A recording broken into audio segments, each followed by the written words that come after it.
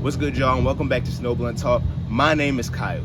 Now, let me get straight into this, because when I was making my last video about what keeps us mentally enslaved, I was thinking about this. I was thinking about the creation story and the parallels it has with a lot of stuff that I believe in about how we came into consciousness, and that was like part of, or the beginning of like the fall for us as humanity. You know, us being under this assumption that we have this ego and we're separate, us believing in duality, the original lie.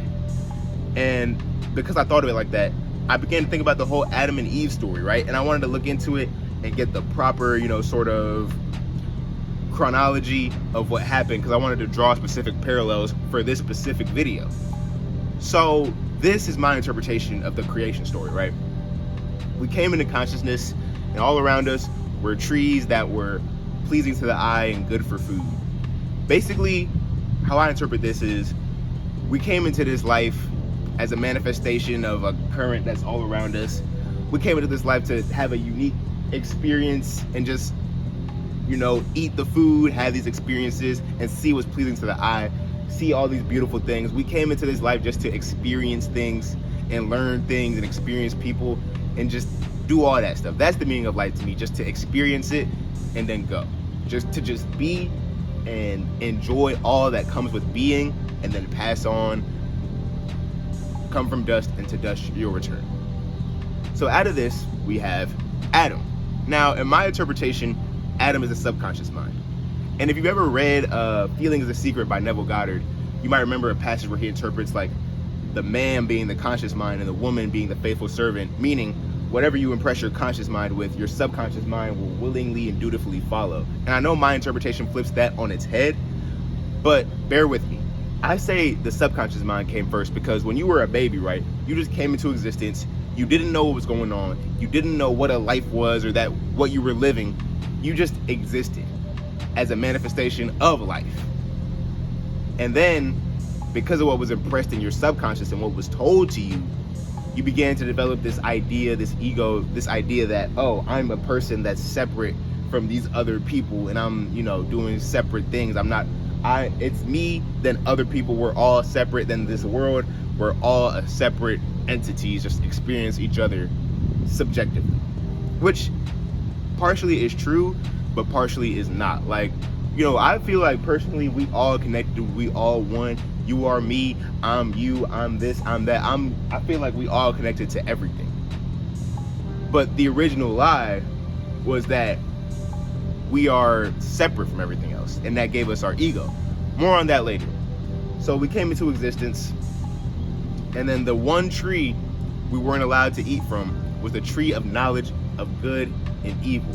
What I feel like this is representative of is like the tree of knowledge of oneself. Like it's the tree that, it's the knowledge that tells you that you're separate from other people, that this is it, you are, this one ego, and then everyone else is different, that you're not all connected through this life. That's the fruit of the tree of the knowledge of good and evil. And that's why when you eat it, well, we'll get more onto that when we talk about the serpent. So Adam was there just chilling, and because like we are inherently more capable beings, we were given dominion. And in order to have that dominion, instead of just letting the animal as animal and just live, is to have that dominion that we were capable of, we needed a separate, or not a separate, but like some sort of consciousness that was aware of this life we were experiencing, right? Because take this flower, for example, right? Take this plant, for example. It doesn't know that it's experiencing life. It's just experiencing it.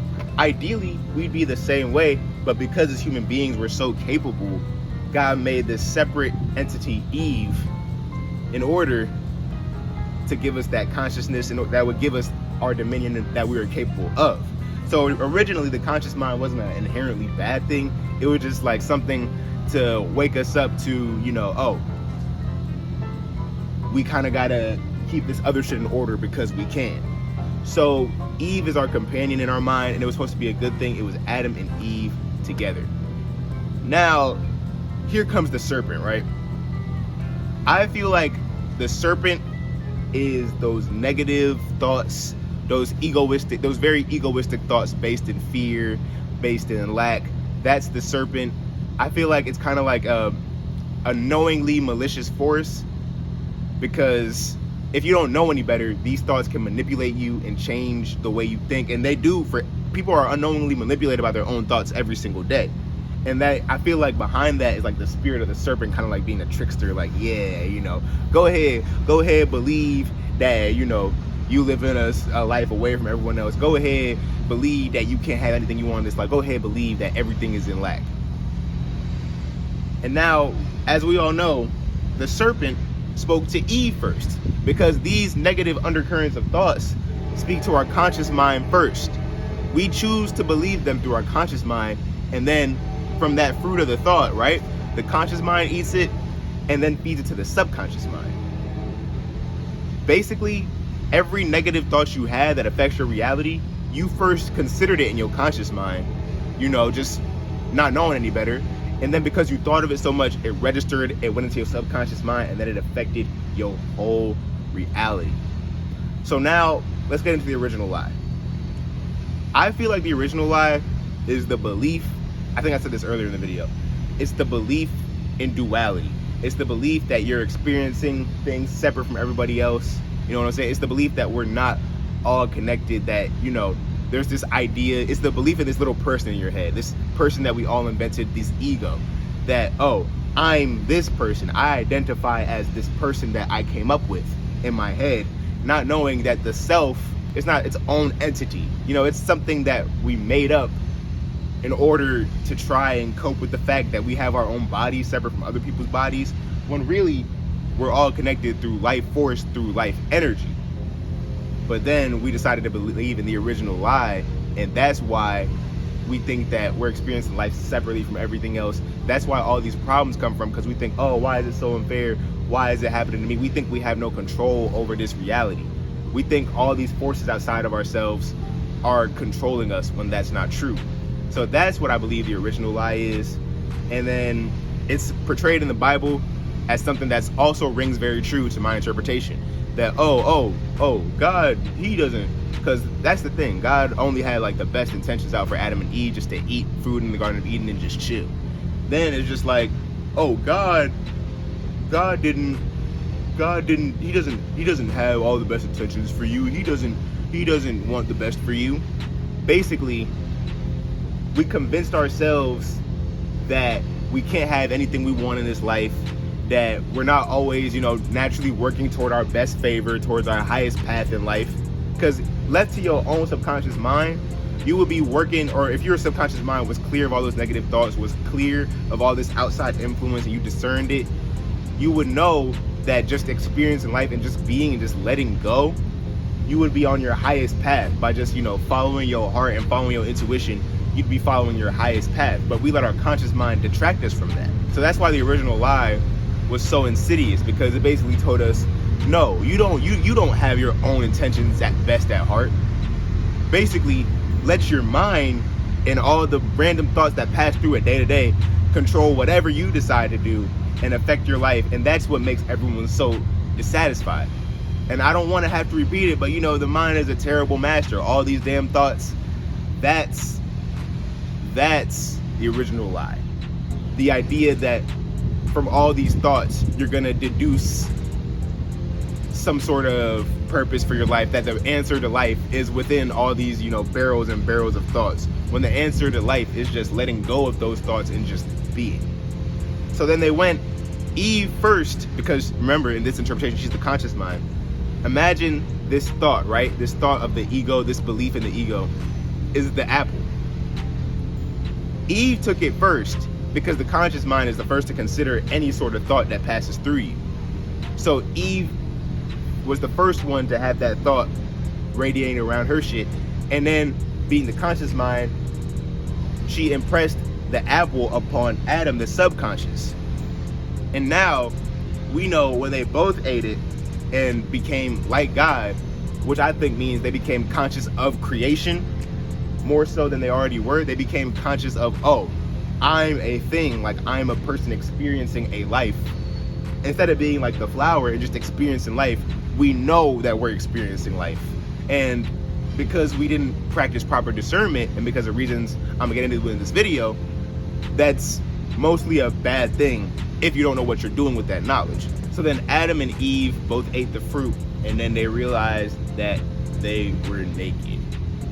Adam and Eve both gained an ego and realized there was no, see, the tree of knowledge of good and evil, I feel like good and evil is subjective, but what we got was that knowledge of subjectivity, and then what we impressed upon ourselves as a human race was like that shame of ourselves, that, you know, we impressed upon ourselves, you know, feeling lesser than. That's where the ego comes in. We impressed upon ourselves that we're supposed to feel, oh, always less than this. We're supposed to always feel like we're in lack. We're always chasing something. We're always desiring something. I'm gonna get into desire more later. But because of that, we're always desiring something that's not here. We're searching for something in this external reality that originates from the internal one. So when they realized they were naked, they became ashamed, they became embarrassed. And that was the problem, because then God said, how do you guys know you're naked? How are y'all conscious of this, you know, this state of being? And how are you conscious enough to be ashamed of it? Oh, it's because you gain this conscious mind and you gain this idea that's fucking your head up, that this is bad and this is good.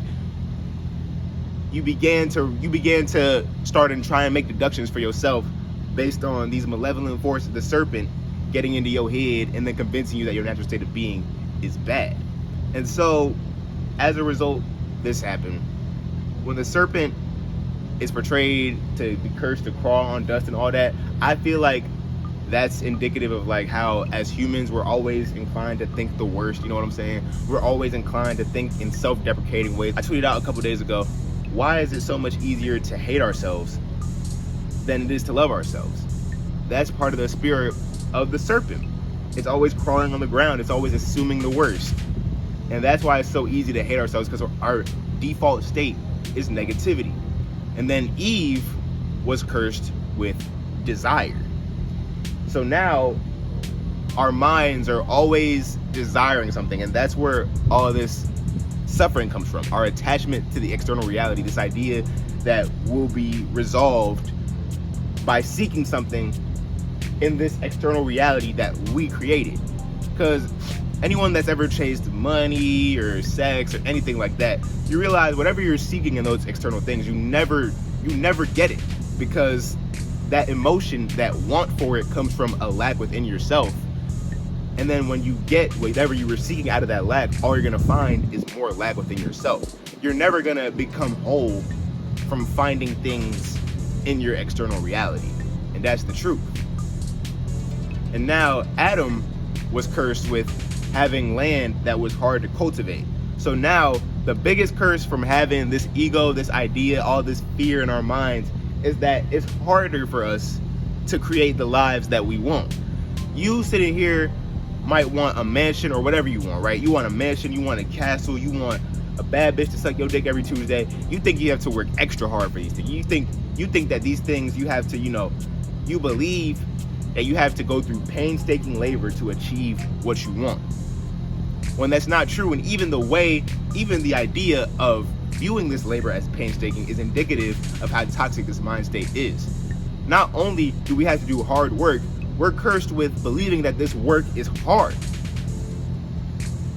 because of the way our conscious mind works, and because we decided to take the fruit and live in our egos.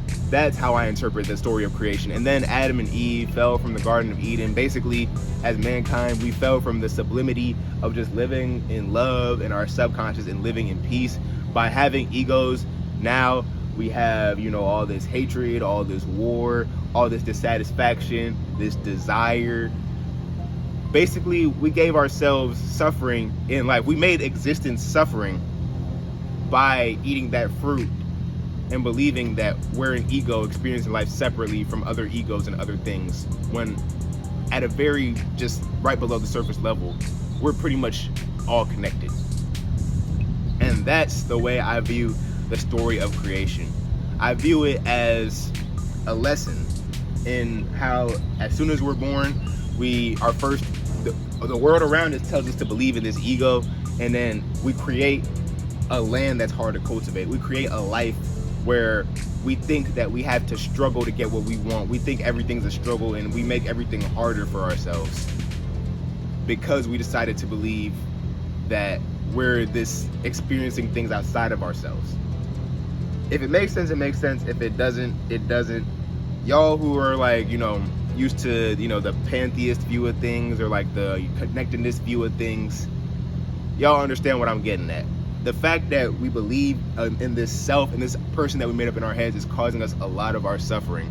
And once we let go of this idea that we're this random, separate entity that's not the truth of who we are, then we begin to just experience life and appreciate it for what it is. And that's the purpose of life, and that's how you live a happier life, by just appreciating life for what it is and enjoying yourself and feeling grateful to have it, and not believing that you need things outside of yourself, like the fruit, like this, like that, in order to feel more whole. Just because the tree is good to the eye and pleasing doesn't mean it's good for you. Meaning, just because you can indulge in something and it feels good, definitely doesn't mean it's good for you. It definitely doesn't mean it's good for you. And sometimes the more good it feels for you, the more it satisfies, that monkey brain, the worse it is for you. And that turns out to be true more often than we'd like to believe. Thank you for viewing this video, and thank you for viewing my interpretation. If you wanted a too long didn't watch, basically we fed ourselves this lie that we're separate and we're this ego, and then the curse upon mankind was that we believe that we are our egos. That's the curse of mankind. Thank you for watching the video. Make sure to like, subscribe, put that bell on for notifications. I upload rather consistently. And I hope you have a good day. Reflection.